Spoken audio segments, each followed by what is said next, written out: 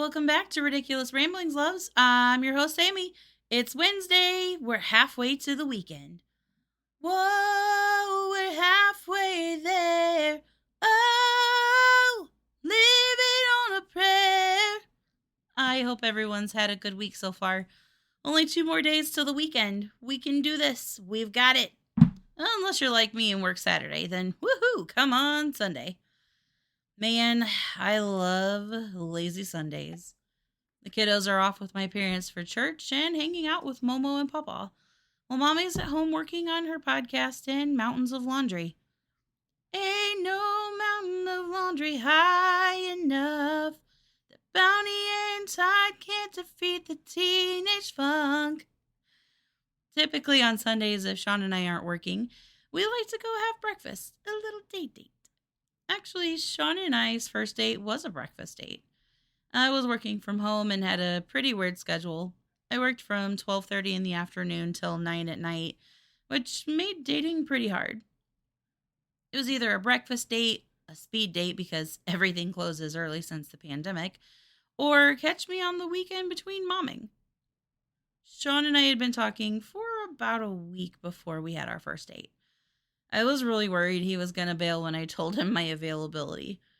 Oh no, the dreaded date. Are they married? In a relationship? Do they have a weird kink for breakfast food? Maybe not. Maybe they're a single parent with limited time for social gatherings or romantic encounters, or their kiddo just got sick and they had to reschedule. Have some grace for the single parents. Dating's hard enough, but add all the responsibilities with being a parent on top of it, and whew. It doesn't mean we're not interested, but for me, my kids always came first. When Sean asked me out, I suggested a breakfast date or maybe try to plan something over the weekend. He said breakfast sounded great, so we made plans to meet at Tradewinds after I dropped the kids off at school.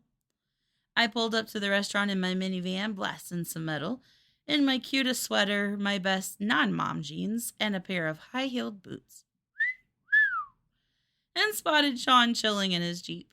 After a quick hug and hello, it was time to sit down and have one of the best dates I've ever been on. We sat down roughly around 9 o'clock and didn't walk out and say goodbye till 12. Thankfully, I didn't live too far from the restaurant, and before I had even been on the road for less than 5 minutes, I had a text that read, "How soon is too soon to ask for a second date?" And they lived happily ever after. But today, we're not here to talk about dating, but we are here to talk about food. Now, let's get to it. Sean and I share a lot of common passions, food being one of them. I never really ventured out a lot to the local eateries until I met Sean. With a few picky eaters in tow, sometimes hitting a drive-through or a certain restaurant with good chicken strips was my best option for making sure everyone was going to enjoy a family meal together. I've explored more of my city since being with Sean than I have since I've lived here over the past 20 years. The Michiana area has a lot to offer. We really do have a great mix of different cultural influences in the area. And it's not hard to find something for everyone to enjoy, from upscale dining to some of the best dive bars. Now, here on Wednesdays, we like to feature local restaurants and businesses. So, if you're a local business or restaurant, or if you'd like to recommend a local business or a restaurant, see me after the show. See, listen to me doing all the talking. Ladies and gentlemen, the Galaxy Defender, my best friend. Let's hear it for Chef Sean. Woo! Hey, good looking. What's cooking? Oh, everything's cooking around here. uh, you know, uh, we're going to talk about food. Let's talk about breakfast, since that's where we started off. And, it's not fair to say that our first date was breakfast, but our first 3 dates were all breakfast dates. They were. And as I mentioned last week, I've got this kind of weird obsession of I order the same thing or a very close approximation of the same thing the first time I go to a place for breakfast, just to test the waters. Let's call it that. 2 eggs over medium, hash browns, the meat, whatever it is, We bacon have or the meats. sausage. And I always ask for the rye toast. Sadly, eh, they did not have the rye toast on our first date, so I went with wheat toast. But I really don't know that I could say how great that meal was because I was so drawn in with the conversation we were having.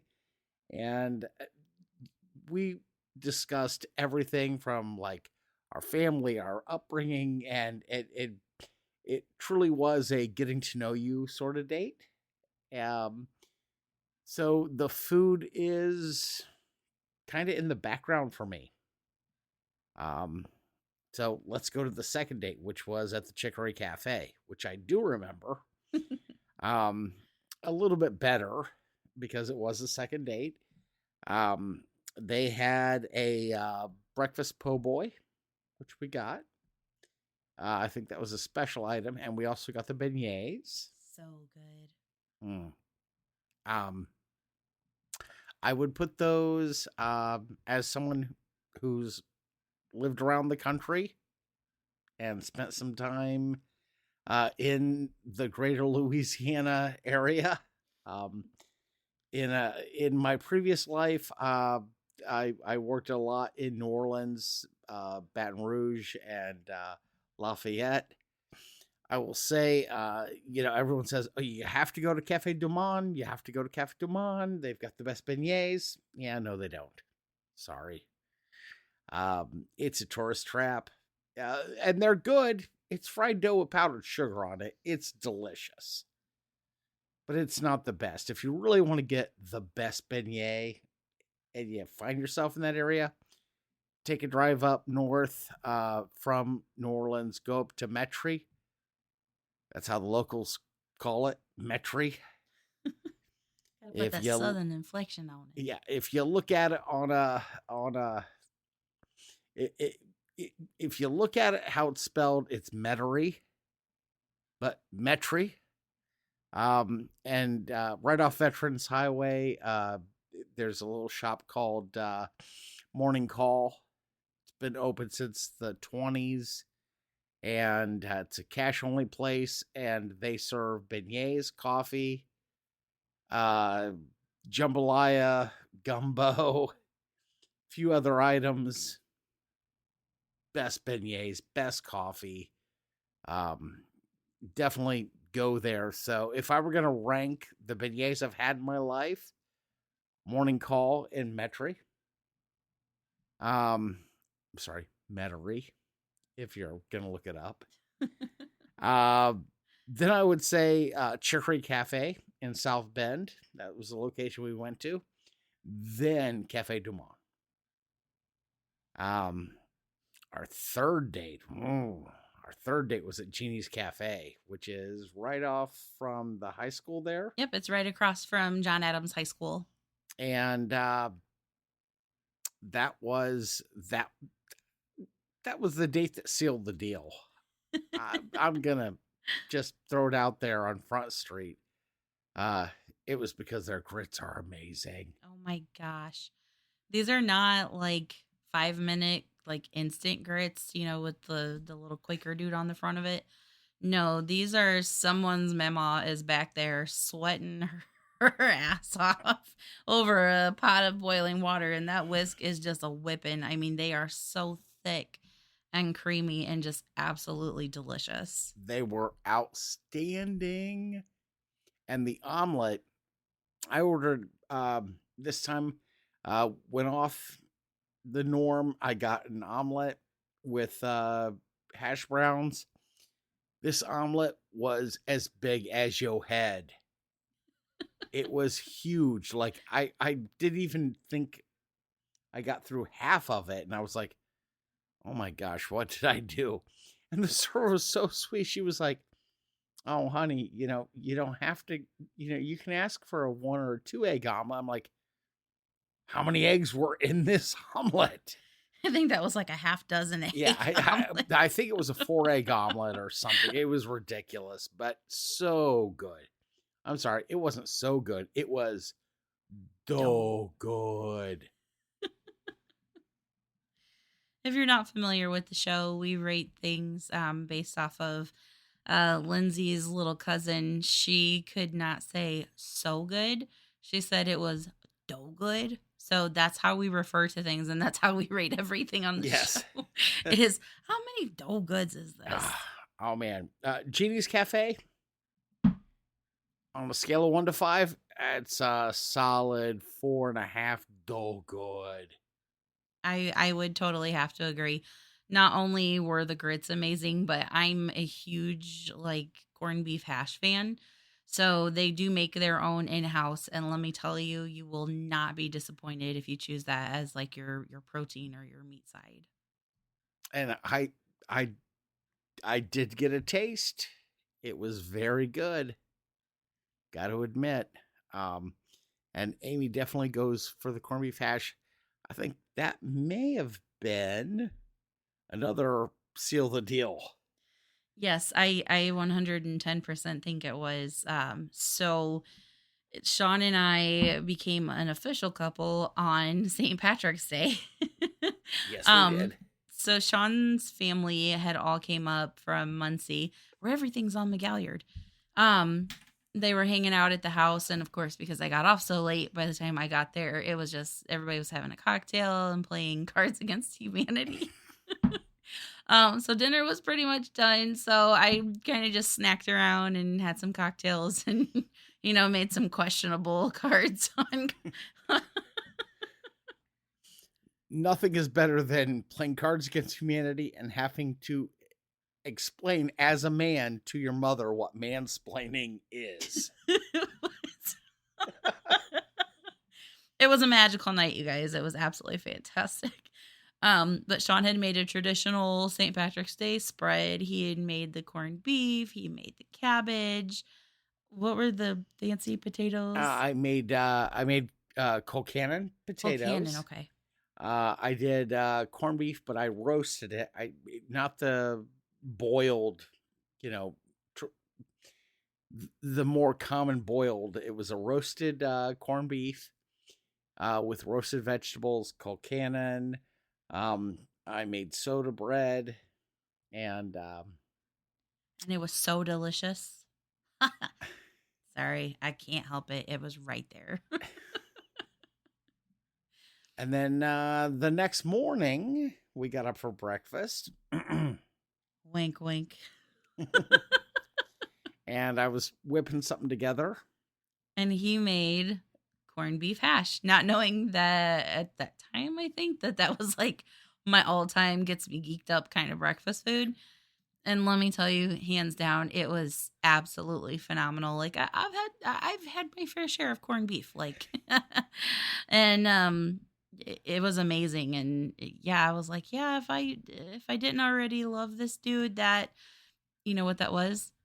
That was my white van with free candy. That's how you got me, was the corned beef. My gosh.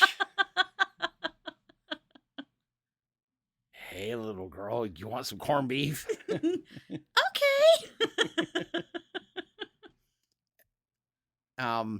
Yeah, and that's always been, kind of my jam.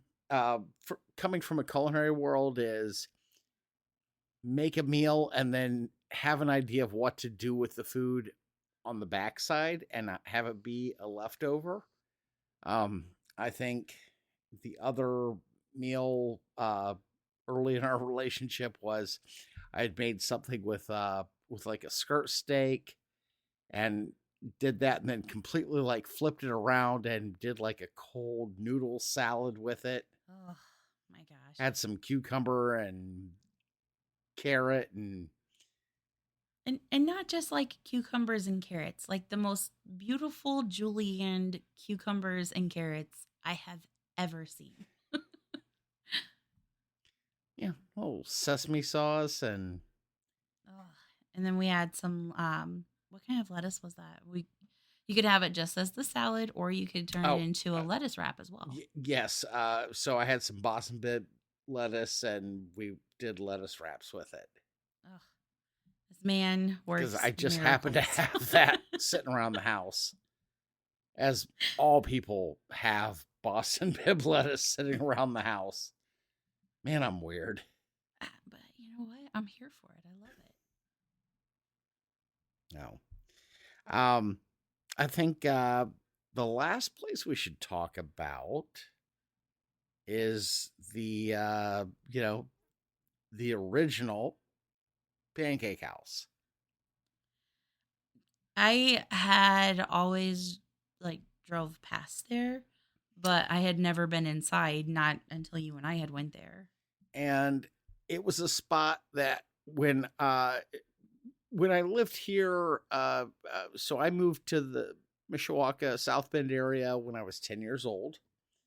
And I lived here until after I graduated high school, and then I moved to Indianapolis before I ventured off to many other parts of the country. But during my high school years, that was our go-to place for breakfast. And if you've ever been on a weekend, you've got to get there early. There's a line. There's always a line. And it was a Saturday or a Sunday. I'm pretty sure it was a Sunday, and we were online. It was just me and my friend Adam. What's up, Adam? And we were almost to the door, and then this group of people ran up, and it was a huge group of people. It wasn't like 2-3 people. It was like a half dozen or more people walked up, and they were like, "Hey, Judy," not a real name. I don't remember her name. The names have been changed to protect the innocent. "Thanks for saving a spot." And they jumped in line in front of us and pushed us way back down the sidewalk. And at that point, I looked at Adam. Adam looked at me, and Adam went, "This is a bunch of bull hockey." Not what he said. "I'm not going to eat with a bunch of freaking," not what he said, "cheaters." And he stormed off. And I went, "Okay, well, I guess we're not eating here." And I think we went to like IHOP or maybe got McDonald's or something. I don't know. He was so angry. And I had not been since. But in the last year, I was with my mom coming home from a doctor's appointment, and I was like, "Oh, hey, let's go here." Got my standard 2 eggs over medium, hash browns, Creature of habit.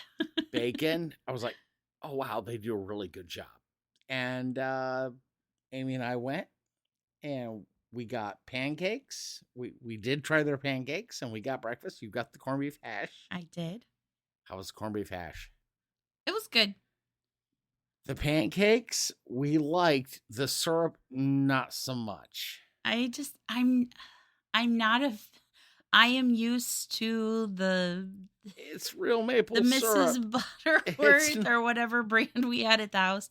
I didn't grow up eating like real maple syrup, and it was not for me. And food is very much more emotional than it is anything else. So if you grow up liking something, the opposite will not be right for you. So, but the syrup was off. Amy didn't care for it. The pancakes I thought were really good. The pancakes were fantastic. And I think what we're going to do next time, because we have to go back, they offer a Dutch baby. And I've never had a Dutch baby. Neither have I. I've only read about them in books and seen them on Bob's Burgers. And you have to do the line. Every time we talk about the Dutch baby, I'm like, you have to do the line. Do the line. The line is, the Dutch baby takes 25 minutes and they're ready to leave. And Linda says, "My Dutch baby hasn't come out yet. It's not been 20. Oh, my Dutch baby. 22 minutes? It's a preemie, just like Jesus." We are a Bob's Burgers loving household. Like even my youngest one, Nora, she's 8. She loves watching Bob's Burgers. If she hears us watching it, she's like, "Oh my gosh, you're watching Bob's Burgers? Can I watch it with you?" And then we all just snuggle and watch Bob's Burgers. Yep. So we're gonna go back, get the Dutch baby, and give that a whirl. Very excited about that. Um, yeah, I think that's it. Speaking of my corned beef hash, kind of an obsession. Let's call it an obsession at this point. There are a couple of good places around here to check that out. So they have the Curve Cafe, that's in Osceola. They also make their own in-house corned beef hash. I will say it is good, but I do think I like Jeannie's a little bit better. There's like the way everything is diced is a little bit better. It's more uniform. Yep. So like the meat, I like that the meat was a little bit thicker, but the potatoes and the onions, they had a good like consistency. They were finally not dashed. Good Lord. They were finally diced. Ha! Nice. See, I will get there eventually. Leave me enough breadcrumbs. I will find my way back. The one at the Curve, it was good, but it was more of a chunky style. So like the meat was chunky, the potatoes were chunky, the onions were chunky. Not that it wasn't good, it just wasn't for me. Okay. Well, that's good to know. And truly, and from the culinary side, uniform cuts are super important.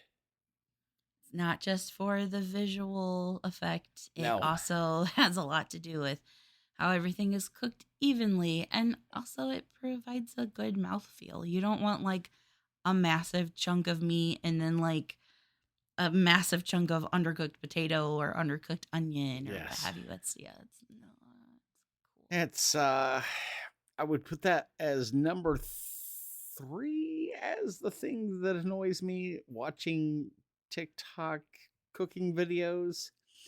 Uh, Number 1 would be people like putting everything into a pan and mixing it. Like I don't like use a mixing bowl, Or people. we're gonna make this pie.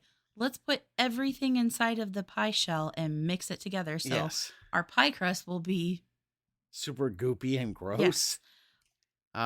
So yeah, that, and then just, watching people cut things with like a paring knife, and Amy's watching me as I'm like making the motion of it. It's like, okay, Mama Gail, I get it. That's how you've done it your whole life, and God love you. I love watching your videos. I'm gonna make your biscuits. I think your gravy looks awful, but your biscuits look amazing. I feel like it's kind of so speaking from experience, I think that's a weird thing with Southern people. You're either really good at making biscuits or you're really good at making gravy. If you're good at making both, that's like an anomaly. Okay. Because I've had some really great biscuits, but some really bad gravy. But then I've had some really great gravy and some really bad biscuits. It's like, maybe the two of y'all should get together and compare notes. You know what? Um, I will. I will say I think you might be right, because I personally cannot make biscuits for anything. Anything is not the word I want to use there. Um, but I would like to think my sausage gravy is pretty dang good. Sean's sausage gravy is way better than mine. We kind of trade off. He will make the gravy, and I will make the biscuits. Oh, her biscuits! Holy cow! They only get better every time. She does them in the cast iron skillet. They get like flakier and fluffier. I can't make biscuits for anything. You know what the secret is? Lard. Lard, all the lard. My dad and I were talking about this. So all of my family is from the South. It's either Tennessee or it's Alabama. And my aunt Esther, she had went to a restaurant and they were like, "Oh, hey, Miss Esther, how you doing?" And she's like, "Fine." They said, "What'd you think about the biscuits?" And she said, "You know what they're missing?" They're like, No, Miss Esther, what are they missing? We put butter in there. Honey, it's not butter. You need to put lard in there. She made them some biscuits and brought it back to the restaurant. There's just like a little mom and pop kind of place, and they are if you're Southern, they were cat head biscuits, which means they're like literally the size of a cat head. Like they were massive. They were so oh god, they were so fluffy and just oh. And that's the secret. If you're gonna take a try at making some homemade biscuits, you have to use lard. There is no calorie cutting in Southern delicacies and cuisine. Use that butter, baby. Use that lard. Use that full fat whole You know milk. what? You know what? Thin might be in, but fat's where it's at. That is exactly true. And there's no dicing, no slicing. That's the truth. You see, as a skinny Southern person, they're honey, they're either depressed or they got the sugar foot and they've had to cut back. Or they're on meth. Sorry. That hits a little too close to home. No, I'm just kidding. No, but you're absolutely right. Like I make an okay biscuit, but nothing to be proud or like, woohoo, look at my biscuits. But I would like to think that I make a dang good gravy. And not just sausage gravy, but like I'm gonna go back to Thanksgiving. I like the first year the gravy was amazing. Yeah. Like it was top tier. But I think this year's gravy, I think you outdid yourself. Like that was some damn good gravy. I didn't do anything different than I did the previous year. You know how I make turkey gravy? I pop the top off and I warm it up. Oh, no. Not you. No. Tell all of our lovely listeners how Sean makes the gravy. So, well, it starts with how I make turkey, which is I piece out the turkey. I don't roast a whole turkey, and I know you don't get that beautiful picture of the whole big. It's not a Norman Rockwell picture. No, I piece it out. I carve the breast off the bone. But I piece it out. So I literally roast the breast, boneless, the leg separated out, the thigh separated out, keep the carcass. I roast the carcass.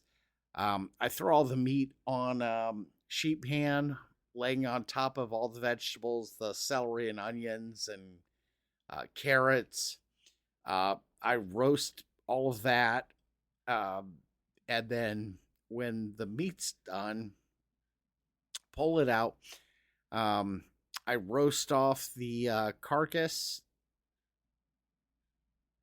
And when it gets nice and super dark brown and all of the, can I be gross about this? All of the collagen and stuff starts like getting really hot. Dump that into boiling pot of water. Then I throw the vegetables in and I just make a stock out of that. I also throw in all the, the neck bone and the giblets. I roast all that stuff as well. Just let it reduce down till it's like dang near nothing. And then slap in some roux, after straining it all out. And I make gravy, and apparently it's pretty good gravy. It's honestly it's the best gravy I've ever. There are herbs in there as well. I mean, I throw in some sage and some thyme and some other stuff, a little bit of salt, pepper, but time after time. You know what? When I'm making the gravy, I got all the time in the world. Oh my goodness. There's never a shortage of puns in this household. There's never a shortage of laughter. There's definitely never a shortage of food. Something just tickled your funny bone. Why don't you share with us? No, I was just thinking about I was making and this has been a year ago or so, but I was making beets Mhm. and I was peeling them. And Mikey walked in. He's like, "What are you doing?" And I had one in my hand. I was like, "Well, I'm about to drop a beet." And I dropped it into the sink. And he looked at me and was like, "What?" I was like, I picked up another one. I was like, "I'm about to drop a beet." And I dropped a second one. He was like, "Sigma." And he walked away. And then I had to look up what Sigma was. You know, you would think that they would be used to that after living with me. I'm like the literal embodiment of dad jokes. I have all the puns. Like I'm ready to go. I'm actually ready to go for breakfast at this point. Definitely some good breakfast spots here in the area.